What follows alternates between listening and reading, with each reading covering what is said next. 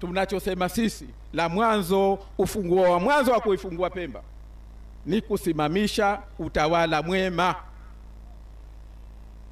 Bila ya kuwa na utawala mwema, mtu akawa na amani, akawa na uhakika, ardhi yake, biashara yake hatokuja kufanywa vurugu, hatonyang'anywa, watu watakuja kuwekeza Pemba.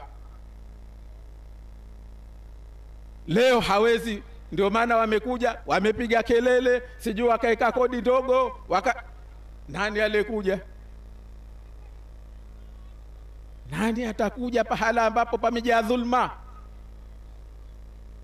Nani atakuja katika nchi ambayo yeye mwenyewe ni raia, hapewi haki zake, badala yake anapewa mgeni? Tunachosema ndugu zangu, sisi katika mpango wetu tunasema ufunguo wa mwanzo wa kuifungua Pemba ni lazima nchi hii watu wawe na uhakika wa maisha yao, ya usalama wao, ya kuondokana na ufisadi, wa kuondokana na dhulma.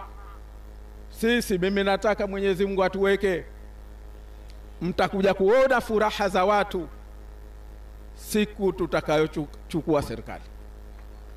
Mimi siwezi kuipima, na watu hawatofurahi kwa sababu Othman Masoud kawa rais. Watakachofurahi kwamba sasa alhamdulillah dhulma imeondoka,